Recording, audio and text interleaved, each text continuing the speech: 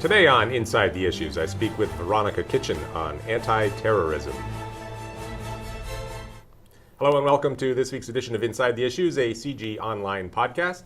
I'm David Welch, the CG Chair of Global Security at the Balsley School of International Affairs and Professor of Political Science at the University of Waterloo. And every week, I'm happy to welcome a guest into the studios here at the Centre for International Governance Innovation in Waterloo, Ontario, to talk about some important topical issue in global governance. And today, my guest is my colleague, Veronica Kitchen, Assistant Professor of Political Science at the University of Waterloo and a notable scholar of various dimensions of security, global security, regional security, NATO, and currently working on a couple of projects related to terrorism and anti-terrorism. So welcome. Thank you very much. Nice to have you with us. Let's start by asking the obvious question. We've had trouble defining terrorism. The world as a whole has failed on numerous occasions to actually come together on a single definition of terrorism. So how tricky then is it to define anti-terrorism? I would argue probably less difficult than you would think. So one way that we've gotten around the tricky issue of defining terrorism is by thinking of terrorism as a tactic. So any kind of a tactic that targets civilians can be thought of as terrorism. Some people add to that with the goal of affecting political change, but that then gets into the murky area of motives, which is, I think, what makes terrorism so difficult to define. But if we're thinking about how we respond to terrorism, we can think of counterterrorism and anti-terrorism. And a lot of people will define counterterrorism as anything offensive against the kinds of tactics that are used, usually by non-state actors, to target civilians, usually with a political motive. And then we can think of anti-terrorism as the defensive side. What are we doing at home in order to try to prevent terrorism, mitigate the effects of terrorism, and respond to terrorist attacks? So if we sort of leave out motives and think about it in terms of policies, then it becomes a bit easier to define. It gets a little bit murky making that distinction between the home game and the away game, because as with many topics in international relations, the two spheres don't bisect perfectly into the things that are international and the things that are domestic.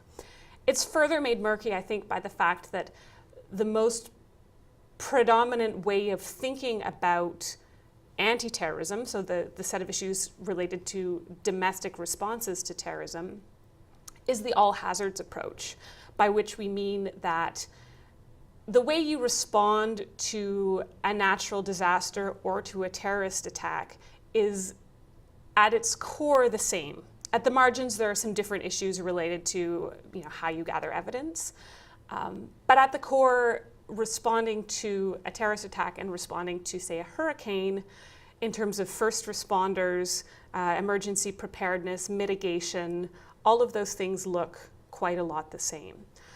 So while we can make this home-away distinction, we shouldn't get too wrapped up in the home-away distinction. And my focus, in fact, is on studying responses, domestic responses to terrorism, but also looking at how those domestic responses have become transnationalized. So how states are cooperating with each other, and not just states, but also provinces, states in the United States, territories, cities, with their counterparts across national borders in order to respond to domestic issues. So is it fair to say that anti-terrorism policy kicks in after a terrorist attack has happened? Not entirely. So prevention, you could think of prevention, things like de-radicalization as part of anti-terrorism. But we also think of prevention in terms of stopping someone with malicious intent from getting too close to a building. You could that would definitely be anti-terrorism and would fall into the category of prevention. Mitigation.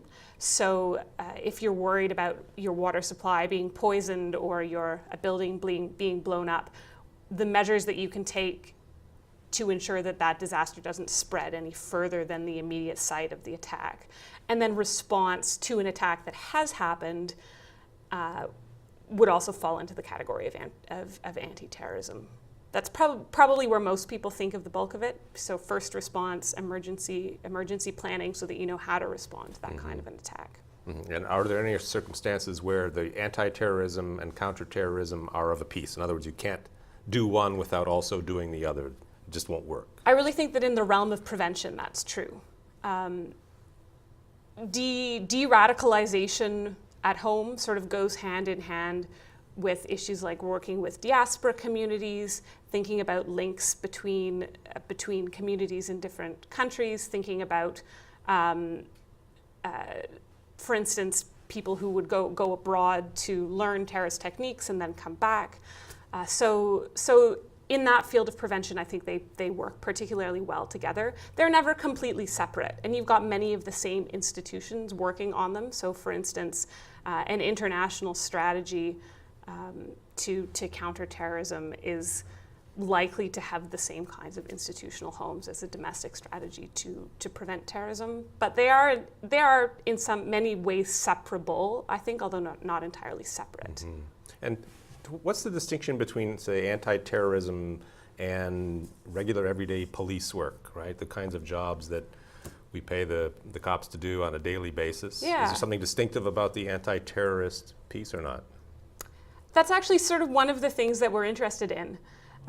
One of the things that we've been studying is the way in which day-to-day policing has come to take on more and more tasks that we think of as security-related tasks. And we'll talk, I think, later about what the implications of that shift are for society. But it's fairly clear that we are asking our police to do more and more tasks related to security, where previously they were just responding. Well, it's not fair to say that they were never responding to crime. But we can now talk about national security policing. We've been able to talk about national security policing for a while. So I think what we're seeing, rather than seeing a distinction, we're seeing actors shifting into taking on more and more roles in new domains. Mm-hmm. Very good. Well, we'll be back to pursue this with Veronica Kitchen. You're watching or listening to Inside the Issues, a CG Online podcast. Look for us at cgonline.org, on Facebook, on Twitter, and on YouTube.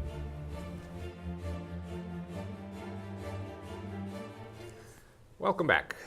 Veronica, let's talk a little bit about trends. Now, I would assume, and correct me if I'm wrong, that a lot of the focus on both counterterrorism and anti-terrorism has been as a result of 9/11 and what's happened afterwards. So one interpretation of the world was that anti-terrorism and counterterrorism were bumping along at a fairly low level, and all of a sudden they became very elevated, and certainly in the United States policy hierarchy, but many other countries as well. Yeah. So the first question is that accurate? Is that a gross oversimplification? But within that range of developments, what trends do we see? What sort of directions do we see anti-terrorism policy taking globally? Yeah, I think it is largely accurate to say that there was a great increase in attention to anti-terrorism and counterterrorism after September 11th, particularly in North America, where we had dealt only in fairly isolated instances with terrorism on domestic soil prior to September 11th. So in Europe, there were countries that had a stronger legacy. In North America, if you look sort of pre to post September 11th, you do see a massive growth in institutions. And I would call that a trend. One of the things that was identified in the 9/11 report as having been a problem that helped to create the conditions where terrorists were able to attack the United States was the lack of information sharing, and the fact that there were silos of information that didn't get shared, so that nobody was able to connect the dots sufficiently quickly. And in response to that, we saw the creation of the Department of Homeland Security. In Canada, the creation and the reorganization of the government to create the Department of Public Safety. And we've seen that elsewhere as well. But we've also seen another trend, I would say, is integration. We've seen a trend to building institutions where you can bring together police, military, emergency planners, and intelligence functions, both on the information sharing side and then also on the operational side. So a really nice example of this that'll be familiar to a lot of Canadians are the integrated security forces that were used both at the Olympics and at the G20. in order to respond to any potential security threats. So, for instance, but that's been a generalized approach as well, not just for special events. So in Canada, for instance, we saw the creation of the Integrated National Security Enforcement Teams within the RCMP, which combine RCMP officers with representatives from Canadian forces, other parts of the federal and provincial government, and in some cases even local police in various cities across Canada. And it's not that there was no precedent for those, but it was a new institution after September 11th. We saw the same thing in the United States with the creation of the fusion centers in an attempt to start to bring pieces of information from different parts of the government together. So that's sort of on the information sharing side. On the operational side, the FBI's Joint Terrorism Task Forces, which already existed before September 11th, just the number of them increased exponentially. And in the United Kingdom, which is the third country I've been studying, they created new counterterrorism units with sort of the same integrative model and purpose. I already talked about the all hazards approach as another trend. That we can date back to September 11th, but in the United States, it also dates back to Hurricane Katrina, and the sense that the reorganization of the Department of Homeland Security and the incorporation of FEMA into the Department of Homeland Security didn't ultimately serve Americans well during Hurricane Katrina. And so there's some questioning of the all hazards approach, but I think the general conclusion was we need to do the all hazards approach better. And I would certainly identify that as still a major trend, not the exclusive model of approaching counterterrorism and anti-terrorism, but still a significant trend. Now, one of the obvious differences between the pre-9/11 and the post-9/11 era is that pre-9/11 there actually were terrorist attacks in North America. Yeah. And since 9/11 there have been none. Yep. No successful ones anyway. Yep. So one interpretation is that the institutions are working beautifully. The other interpretation is that there aren't any threats. Or that we overestimated them and we've overreacted institutionally. How do we decide between those two interpretations, given that, although our political leaders tell us that they have successfully thwarted terrorist plots, they're never specific. They don't say how many, where, what kind, involving who. Total hush-hush. Yeah. The first thing is I think it's fairly safe to say that the threat to terrorism is minuscule compared to many of the other threats, both in the realm of security and in the realm of just public safety that we might conceivably face. And the question of whether our institutions are working, I'm not sure that an outside researcher like you or I are ever going to be able to get a really good handle on the number of terrorist attacks that were attempted and the number that were thwarted, not just because they're unlikely to tell us, but because that sort of information is really hard to measure. It's really hard to know what counts as a thwarted terrorist attack. But what I think is interesting is that now, 10 years down the road, we're finally starting to look back critically on all of the developments of the past 10 years and thinking about whether they served us well societally and whether they served us well in terms of maintaining our security. And for a long time, that was difficult to do because the memories of September 11th were too close, for one thing, and so it was easy to be labeled as an anti-patriot for doing that kind of thing, but also because the institutions were too new. I think on some level it's not fair to evaluate an institution that's brand new because you don't have a sense yet of nobody knows their job yet. You don't have a sense yet of if it's doing what it's supposed to be doing, much less whether what it was supposed to be doing is the right thing. Right. And of course you can't tell how high you can jump in the high jump until you at some point knock the bar off. So in other words, you don't know until you've failed in anti-terrorism how well you're doing anti-terrorism. Yeah. And that sort of creates a really difficult paradox because you don't have solid measures of success most of the time. There's a discourse of fear that surrounds the threat, which, as I said, it's fairly safe to say that it's not as high as we in the public probably perceive that it is based on the kind of media attention it gets and the kind of government attention it gets. But at the same time, many of the measures that we take will be useful. Many of them will not be useful. Many of them will be pork barreling. Many of them will be security theater. And so those are the kinds of things that now with 10 years of experience, we can probably look back and start to ask difficult questions about what was a good idea and what was a bad idea. John Mueller, for instance, has a new book out where he starts to do that in the United States.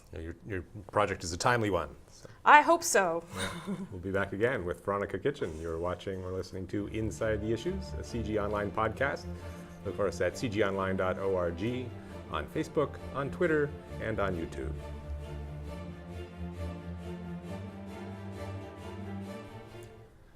Welcome back. Veronica, let me probe you a little bit more about the societal issues you were raising in the earlier segment, which I personally find fascinating. So you're right that in the grand scheme of things, transnational terrorism is a minuscule threat if you just look at the operational tempo of groups like Al-Qaeda and the actual damage and deaths they manage to cause. They're frankly not all that big a deal. But some people do say that the one way the terrorists can win is that they can make us change. They can turn us into people that we don't really want to be. What's your take on the state of the world 10 years after 9/11? I think that we do devote probably more time and energy to worrying about and thinking about terrorism than is necessary. That's not to say that we should dismantle all of the things that we have done. Many of them make us safer. Locks on the cockpit doors. There isn't really a good reason for those not to be there. Contrasting that with the fact that in some airports it's still common to make all of the passengers go through large numbers of security measures, but cargo and employees don't go through nearly the same number of security measures. I mean, those are sort of two different situations. I think that what we have seen is what is generally referred to in the literature as a process of securitization. And so we're seeing more and more issues, more and more spaces, more and more institutions that view the world through the lens of security. And that's not always societally good, because those of us, and I include scholars of security in this group, who view the world through the lens of security tend to look for solutions that look like security. And that's not always the best thing for society, because it can lead to these ever-escalating measures. Hegarty and Boyle at the University of Alberta refer to it as spectacularization. We have a tendency to spectacularization because you've got this paradox that on the one hand, security works best when it's invisible. On the other hand, people need to know that they're being secured, so there's the tendency to make it visible.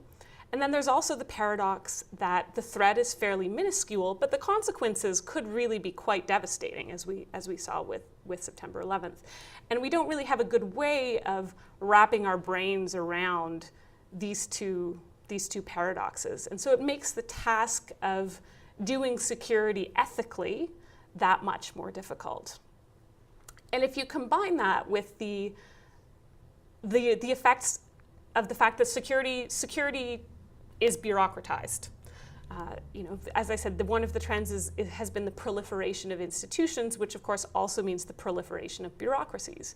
And we know that one of the risks associated with modern bureaucracies is that ethics can get a little bit lost.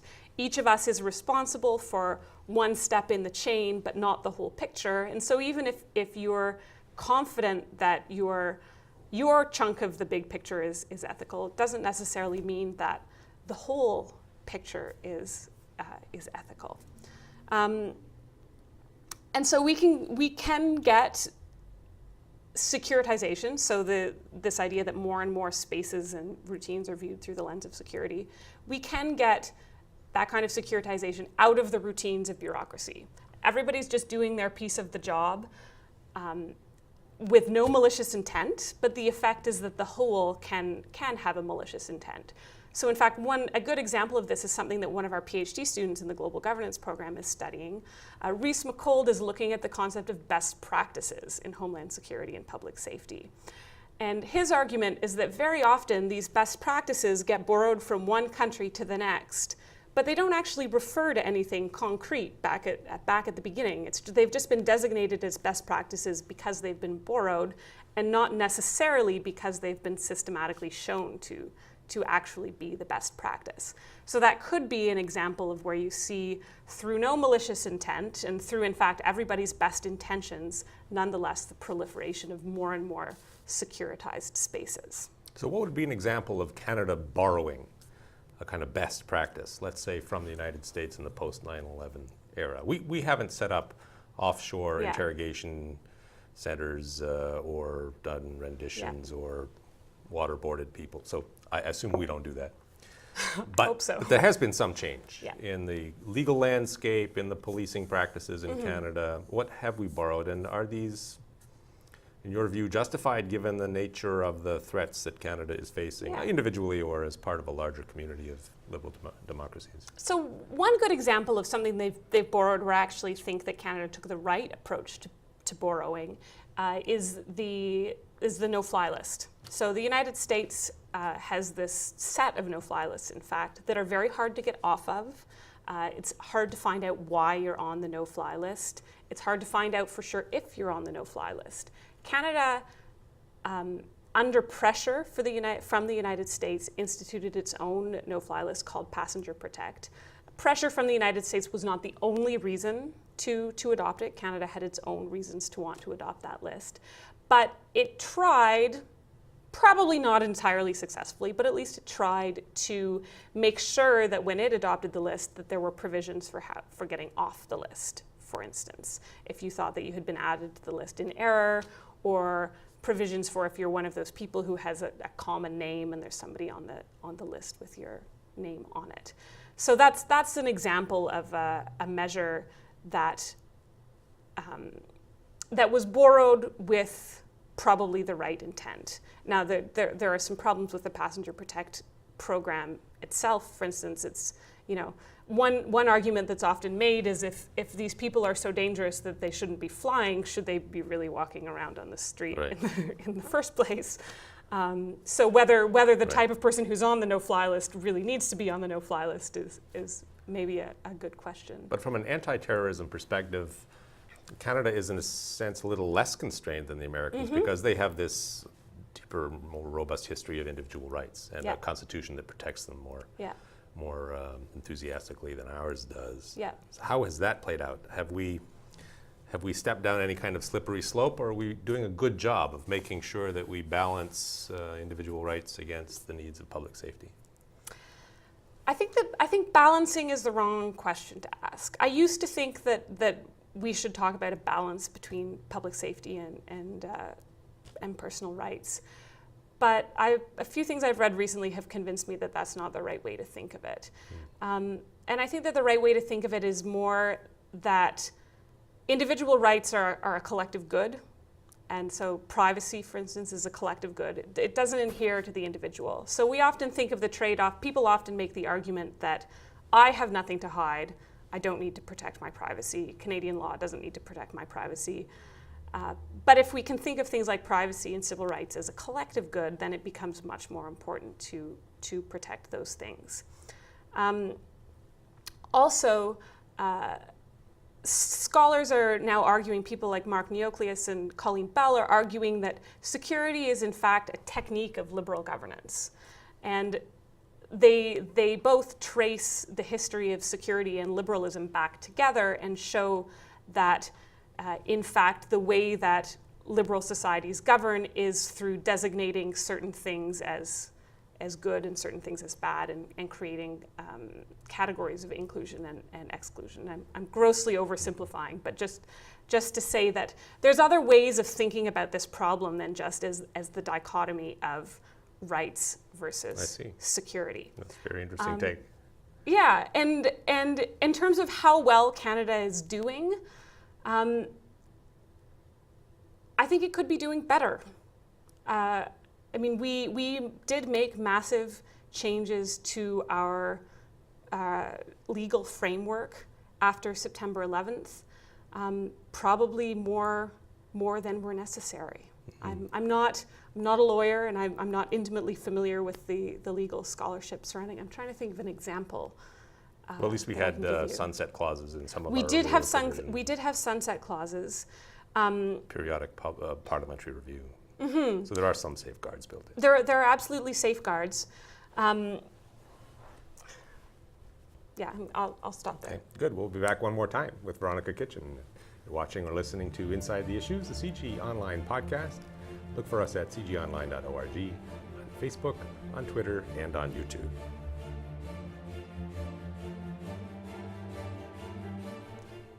Welcome back. So let me ask you a big question. Is anti-terrorism a subject of global governance? Do we have global governance for anti-terrorist policy or not? That is a good question.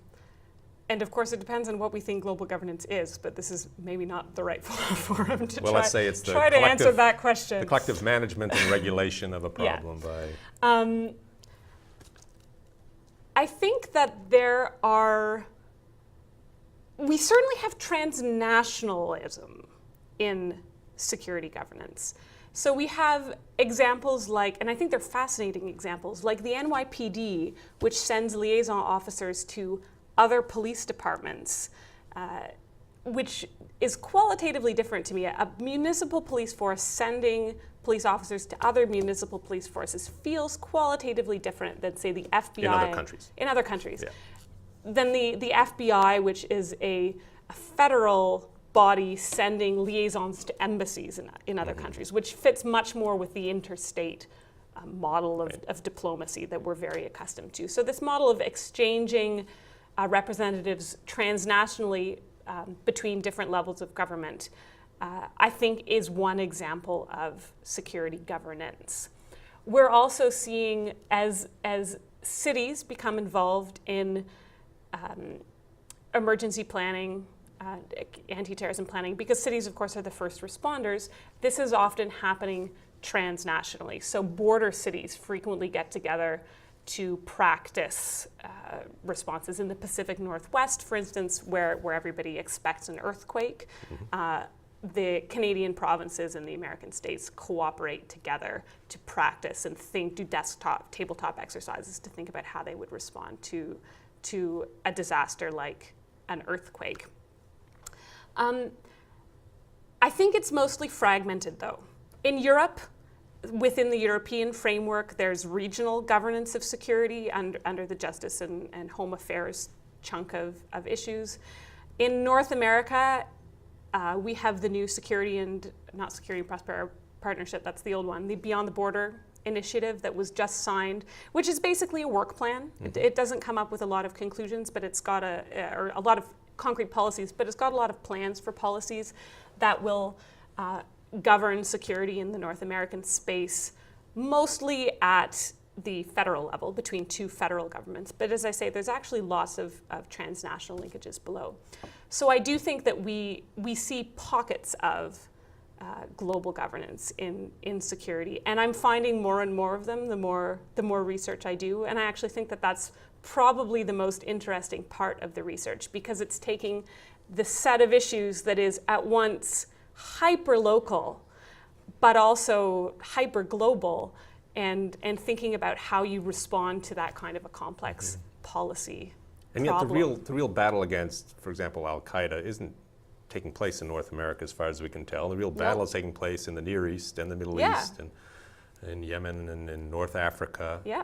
So to what extent is security governance reaching into those areas? One wouldn't naturally think of easy transnational, let alone interstate, or easy interstate, let alone transnational cooperation between, say, this Yemen and the United States, even though they might have a common enemy to some extent in Al-Qaeda. So what you do see are the sharing of things like best practices. And as I say, one of our students, Reese McCold, is looking at how the idea of best practice itself might be a bit illusory, but we see, for instance, the Western countries sending trainers to help train police forces in other countries. Or vice versa. I mean, Israel, of course, has been dealing with this problem of domestic anti-terrorism for much longer and much more intensely than any of the other Western democracies. And a lot of countries have tried to learn from Israel. So my particular research project looks at transnationalism between, as I say, Canada, the United States, and the United Kingdom. But the phenomena exists elsewhere. This phenomena of integrated institutions being developed in response to a terrorist threat. And that's sort of the next logical avenue for research, is to see how well it extends. Well, very good. Well, good luck with the current project. Thank you. We look forward to seeing what comes of it at the end of the pipeline, and hope to have you back. And Absolutely. To our audience, thank you for joining us once again for another episode of Inside the Issues, the CG Online podcast.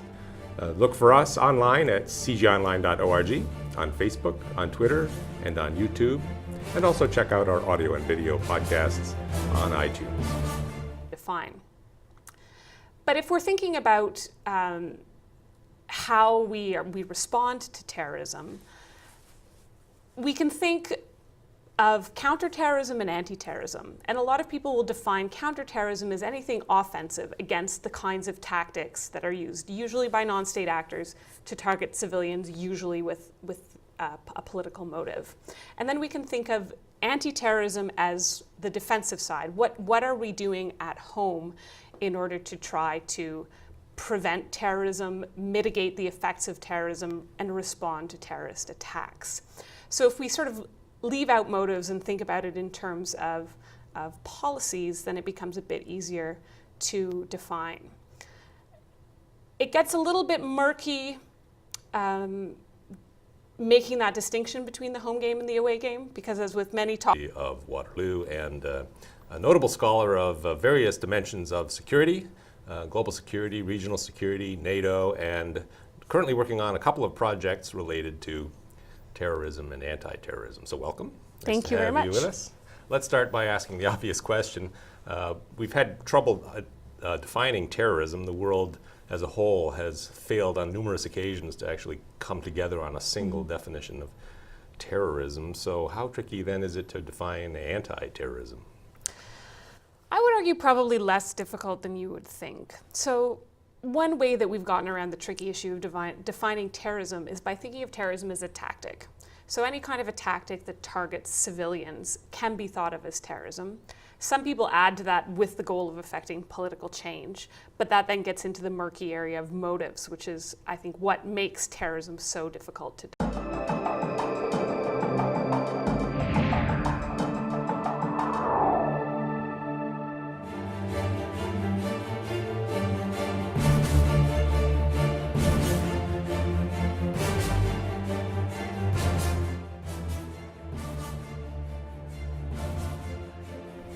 Today on Inside the Issues, I speak with Veronica Kitchen on anti-terrorism.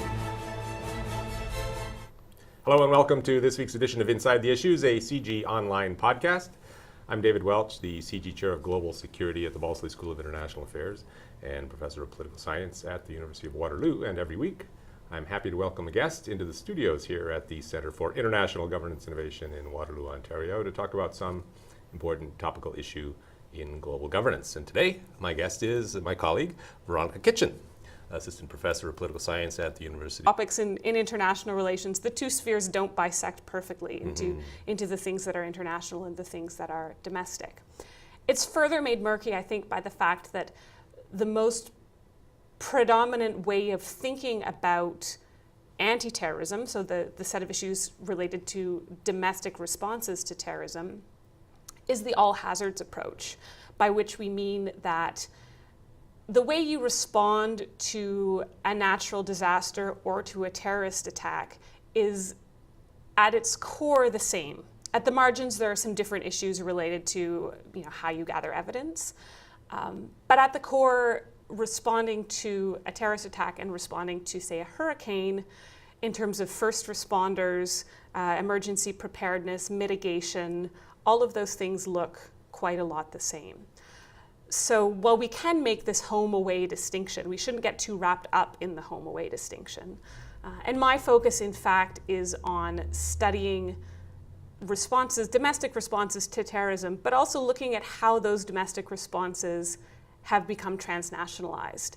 So how states are cooperating with each other, and not just states, but also provinces, states in the United States, territories, cities, with their counterparts across national borders in order to respond to domestic issues. So is it fair to say that anti-terrorism policy kicks in after a terrorist attack has happened?